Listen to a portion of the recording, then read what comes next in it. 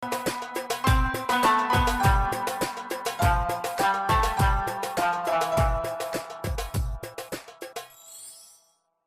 Badar, detil pertempuran yang mengubah sejarah. Perang Badar, yang meletus pada tanggal 17 Ramadan tahun kedua Hijriah, sekitar 13 Maret 624 Masehi, bukanlah sekadar sebuah pertempuran. Ia adalah sebuah epik, sebuah ujian keimanan dan strategi, yang pada akhirnya menetapkan landasan bagi kebangkitan Islam. Terjadi di Lembah Badar, sekitar 80 mil, sekitar 130 km, barat daya Madinah. Perang ini mempertemukan kaum muslimin yang baru saja hijrah dengan kekuatan dominan suku Quraisy Mekah. Latar belakang, akar konflik dan pemicu. Setelah hijrah ke Madinah pada tahun 622 Masehi, kehidupan kaum muslimin masih jauh dari tenang. Suku Quraisy Mekah, yang telah menganiaya Nabi Muhammad SAW dan para pengikutnya selama bertahun-tahun, tidak menerima hijrah ini sebagai akhir dari konflik. Sebaliknya, mereka terus melancarkan provokasi dan ancaman. Beberapa faktor yang memperburuk ketegangan meliputi penyitaan harta benda, kaum muhajirin, muslimin Mekah yang berhijrah, terpaksa meninggalkan semua harta benda mereka di Mekah. Harta ini disita oleh Quraisy, meninggalkan mereka dalam kondisi ekonomi yang sulit di Madinah. Ancaman terus-menerus, Quraisy tidak berhenti pada penyitaan harta.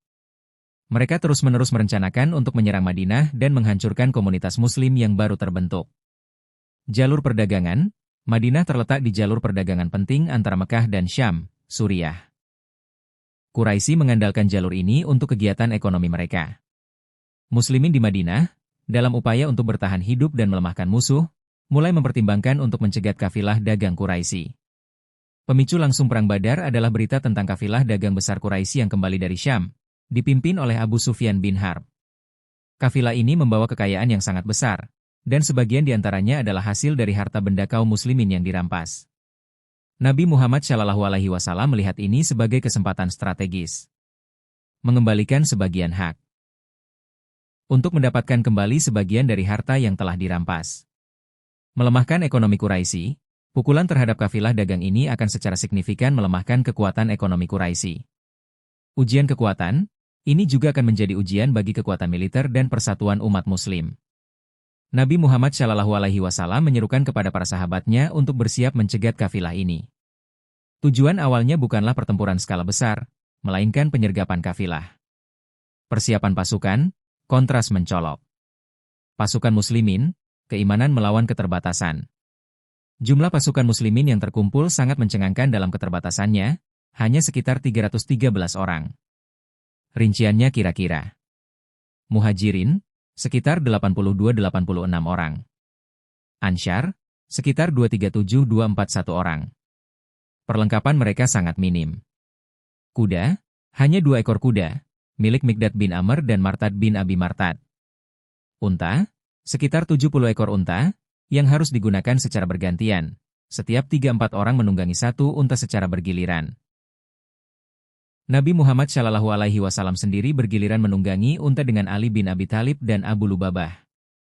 Senjata, kebanyakan hanya pedang, tombak, dan busur panah seadanya. Banyak yang tidak memiliki baju besi lengkap. Meskipun dalam kondisi serba terbatas, semangat mereka membara. Mereka dipenuhi keimanan yang kokoh dan kerelaan berkorban demi agama Allah. Nabi Muhammad SAW memimpin langsung pasukan ini. Sebelum bergerak jauh dari Madinah, beliau mengadakan musyawarah penting di suatu tempat bernama Zulfi.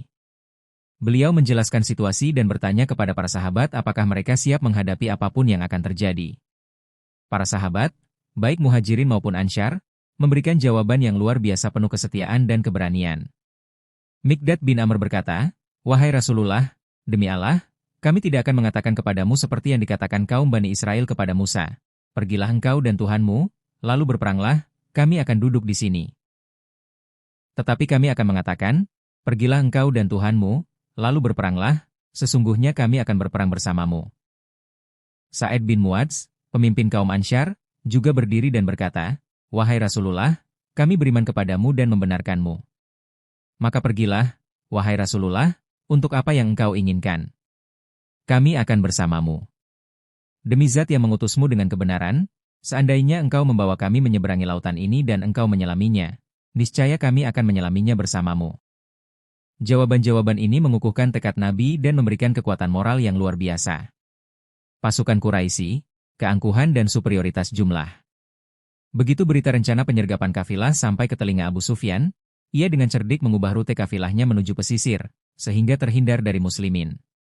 Pada saat yang sama, ia mengirim utusan ke Mekah, Damdam bin Amr al-Ghifari, untuk meminta bantuan dan memberitahu bahwa kafilah dalam bahaya. Mendengar ini, Quraisy Mekah langsung bereaksi. Dengan segala keangkuhan dan dendam kesumat, mereka mengumpulkan pasukan besar. Jumlah, sekitar 1.000 orang. Kuda, 100 ekor kuda. Unta, 700 ekor unta. Perlengkapan, mereka dilengkapi persenjataan yang modern dan lengkap pada masanya, termasuk baju besi, perisai, pedang yang tajam, dan tombak. Dipimpin oleh para pembesar dan tokoh Quraisy yang paling berpengaruh, seperti Abu Jahal, Amr bin Hisham, yang sangat membenci Islam, Utbah bin Rabi'ah, Syaibah bin Rabi'ah, Umayyah bin Halaf, dan banyak lagi. Mereka bergerak maju dengan penuh keyakinan akan kemenangan yang mudah. Mereka bahkan membawa para penyanyi dan budak wanita untuk merayakan kemenangan mereka. Meskipun Abu Sufyan kemudian mengirim pesan bahwa kafilah sudah aman dan tidak perlu ada pertempuran, Abu Jahal yang angkuh bersikeras untuk melanjutkan perjalanan ke Badar. Ia ingin menunjukkan kekuatan Quraisy dan menghancurkan muslimin sekali dan untuk selamanya. Medan Perang. Strategi Nabi Muhammad SAW. Pasukan muslimin tiba di lembah Badar terlebih dahulu. Nabi Muhammad SAW, dengan kecerdasan strategisnya, memilih lokasi yang sangat menguntungkan. Beliau memilih tempat yang tinggi dan strategis, memberikan pandangan yang luas terhadap medan perang dan posisi musuh. Dekat sumber air, Nabi memerintahkan para sahabat untuk menggali sumur-sumur air di area mereka dan menimbun sumur-sumur lain di area yang dapat diakses musuh. Ini akan memastikan pasokan air bagi muslimin dan sekaligus menghambat Quraisy. Malam sebelum pertempuran.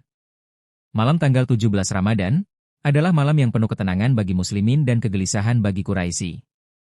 Nabi Muhammad SAW menghabiskan sebagian besar malam dengan bermunajat kepada Allah Subhanahu wa Ta'ala, memohon pertolongan dan kemenangan. Beliau berdoa dengan sangat khusyuk, mengangkat kedua tangannya tinggi-tinggi, bahkan hingga serbannya terjatuh dari bahunya. Para sahabat, termasuk Abu Bakar, menyaksikan kehusyukan Nabi dan merasa yakin akan pertolongan Allah. Ya Allah, jika Engkau mengalahkan kelompok kecil ini, maka Engkau tidak akan disembah lagi di muka bumi ini.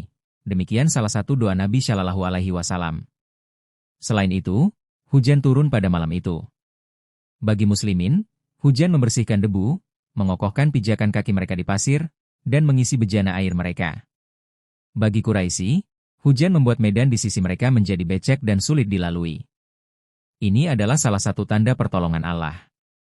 Kaum muslimin juga dapat beristirahat dengan tenang berkat pertolongan Allah, sebagaimana disebutkan dalam Al-Quran, ketika Allah menjadikan kamu mengantuk sebagai suatu ketentraman darinya, dan Allah menurunkan kepadamu hujan dari langit untuk mensucikan kamu dengan hujan itu dan menghilangkan dari kamu gangguan-gangguan setan dan untuk menguatkan hatimu dan memperteguh telapak kakimu. Quran Surat Al-Anfal 11. Pertempuran dimulai, duel epik dan serangan penuh. Pagi hari, kedua pasukan saling berhadapan. Nabi Muhammad SAW mengatur barisan pasukannya dengan sangat rapi, lurus seperti saf solat, memberikan instruksi agar tidak menyerang sebelum diperintahkan dan agar tetap sabar. Pertempuran dimulai dengan tradisi duel ksatria yang umum dalam budaya Arab. 3 ksatria Quraisy maju. Dari pihak Quraisy, Utbah bin Rabi'ah, paman Hindun binti Utbah dan mertua Abu Sufyan, putranya Walid bin Utbah, dan saudaranya Syaibah bin Rabi'ah maju menantang duel. 3 ksatria Ansyar maju. Dari pihak muslimin, 3 pemuda Ansyar maju. Namun, Utbah menolak berduel dengan mereka karena ia ingin berduel dengan orang-orang Mekah, Muhajirin. 3 ksatria Muhajirin maju. Nabi Muhammad SAW kemudian memerintahkan Ali bin Abi Thalib, Hamzah bin Abdul Muthalib, dan Ubaidah bin Harits untuk maju. Hamzah berduel dengan Syaibah dan membunuhnya dengan cepat. Ali berduel dengan Walid dan juga berhasil membunuhnya. Ubaidah berduel dengan Utbah. Keduanya saling melukai, tetapi akhirnya Ali dan Hamzah membantu Ubaidah menghabisi Utbah. Ubaidah sendiri kemudian wafat karena luka-lukanya, menjadi syahid pertama dalam Perang Badar. Duel pembuka ini adalah pukulan moral telak bagi Quraisy dan membangkitkan semangat kaum muslimin yang luar biasa. Setelah duel, Pertempuran skala besar pun pecah. Nabi Muhammad SAW memberikan isyarat kepada pasukannya untuk maju. Keajaiban pertolongan malaikat. Dalam pertempuran ini, Allah Subhanahu wa Ta'ala mengirimkan bala bantuan dari langit. Malaikat-malaikat turun ke medan perang untuk membantu kaum muslimin. Al-Quran secara eksplisit menyebutkan hal ini. Ingatlah, ketika kamu memohon pertolongan kepada Tuhanmu, lalu dikabulkannya bagimu, sesungguhnya aku akan mendatangkan bala bantuan kepadamu dengan 1000 malaikat yang datang berturut-turut. Quran Surat Al-Anfal 9. Aku akan memberikan rasa takut ke dalam hati orang-orang kafir, maka pukullah di atas leher-leher mereka dan pukullah tiap-tiap ujung jari mereka. Quran Surat Al-Anfal 12. Para sahabat melihat sendiri malaikat-malaikat yang berperang bersama mereka. Beberapa riwayat menyebutkan bahwa malaikat Jibril sendiri memimpin ribuan malaikat lain. Malaikat-malaikat ini memberikan ketabahan kepada muslimin dan menimpakan ketakutan serta kebingungan di hati pasukan Quraisy. Banyak prajurit Quraisy yang tiba-tiba merasa pedang mereka patah, atau melihat kepala musuh mereka terpisah dari badan tanpa ada yang memukulnya. Peran Nabi Muhammad SAW di medan pertempuran. Nabi Muhammad SAW tidak hanya memimpin dari belakang. Beliau sendiri ikut serta dalam pertempuran, memberikan semangat kepada para sahabat, dan memegang peranan penting. Pada suatu titik, beliau mengambil segenggam pasir dan melemparkannya ke arah pasukan Quraisy sambil berkata, "Syatil wuj." Muka-muka yang buruk.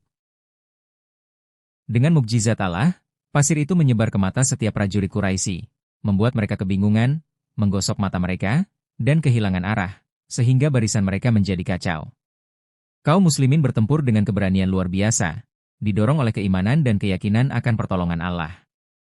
Mereka berjuang dengan semangat syahid, tidak takut mati, karena mereka tahu bahwa kematian di jalan Allah adalah kemuliaan tertinggi. Kemenangan muslimin, kekalahan telak bagi Quraisy. Meskipun kalah jumlah dan persenjataan, kekuatan iman dan pertolongan Allah membawa kaum muslimin pada kemenangan gemilang. Pasukan Quraisy mulai panik dan tercerai-berai. Banyak pemimpin dan pembesar mereka yang angkuh tewas di medan perang. Abu Jahal, musuh bebuyutan Islam, tewas dalam pertempuran ini. Ia terluka parah oleh dua pemuda Ansyar, Mu'adz bin Amr dan Mu'adz bin Afra, yang memang berniat mencarinya karena kebenciannya terhadap Rasulullah. Kemudian, Abdullah bin Mas'ud menghabisinya, memenggal kepalanya. Kematian Abu Jahal adalah pukulan simbolis dan strategis yang sangat besar bagi Quraisy. Jumlah korban. Pihak Quraisy, sekitar 70 orang tewas dan 70 orang ditawan. Korban tewas termasuk banyak pemimpin penting Quraisy. Pihak muslimin, hanya 14 orang syahid, 6 dari Muhajirin dan 8 dari Ansyar. Perbedaan jumlah korban yang sangat mencolok ini adalah bukti nyata pertolongan dan mukjizat Allah Subhanahu wa Ta'ala. Setelah pertempuran, tawanan dan pelajaran berharga. Setelah kemenangan, Nabi Muhammad SAW memerintahkan untuk mengumpulkan jenazah para syuhada muslimin dan menguburkannya. Jenazah para musuh yang tewas juga dikuburkan di sumur kosong di Badar. Mengenai tawanan perang, Nabi Muhammad SAW bermusyawarah dengan para sahabat. Ada dua pendapat utama. Umar bin Khattab mengusulkan agar semua tawanan dieksekusi, karena mereka adalah pemimpin kekafiran dan musuh Allah. Abu Bakar As-Siddiq mengusulkan agar tawanan dibebaskan dengan tebusan, atau jika tidak mampu, mereka dapat mengajari baca tulis anak-anak muslimin. Abu Bakar berpendapat bahwa mereka mungkin akan masuk Islam di kemudian hari. Nabi Muhammad SAW memilih pendapat Abu Bakar, yang lebih menekankan pada kasih sayang dan dakwah. Keputusan ini menunjukkan kebijaksanaan Islam dan perlakuan yang humanis terhadap tawanan perang. Bagi tawanan yang pandai membaca dan menulis tetapi tidak memiliki uang tebusan, mereka diwajibkan mengajari 10 anak-anak muslimin membaca dan menulis sebagai tebusan. Signifikansi Perang Badar. Perang Badar memiliki signifikansi yang sangat besar dalam sejarah Islam. Kemenangan moral dan spiritual, ini adalah kemenangan yang membuktikan bahwa iman dan ketabahan dapat mengatasi kekuatan materi yang lebih besar. Ini menguatkan keyakinan kaum muslimin dan menunjukkan bahwa Allah Subhanahu wa Ta'ala menyertai mereka. Pengakuan politik dan militer. Kemenangan ini mengangkat status muslimin di Madinah dari sebuah kelompok kecil yang teraniaya menjadi kekuatan yang disegani dan diakui di Jazirah Arab. Suku-suku Arab lainnya mulai memandang Islam dengan serius. Melemahnya Quraisy, kematian banyak pemimpin Quraisy dan kerugian ekonomi akibat penawanan adalah pukulan besar bagi dominasi Mekah. Pelajaran strategi dan kepemimpinan, perang ini menunjukkan kecerdasan strategis Nabi Muhammad SAW dalam memilih medan, mengatur pasukan, dan mengambil keputusan penting. Mukjizat ilahi, pertolongan malaikat dan mukjizat lainnya menjadi bukti nyata kekuasaan Allah dan dukungannya terhadap hamba-hambanya yang berjuang di jalannya. Fondasi negara Islam, kemenangan di Badar memperkuat posisi Madinah sebagai pusat negara Islam yang baru berdiri, memberikan stabilitas dan kesempatan untuk berkembang. Perang Badar adalah sebuah titik balik yang tidak dapat disangkal. Dari keterbatasan dan ancaman, kaum muslimin bangkit menjadi kekuatan yang tak bisa diabaikan, dipandu oleh keimanan yang teguh dan kepemimpinan yang mulia. Kisahnya terus menjadi inspirasi abadi tentang bagaimana kesabaran, doa, dan perjuangan di jalan Allah dapat menghasilkan kemenangan yang tak terduga.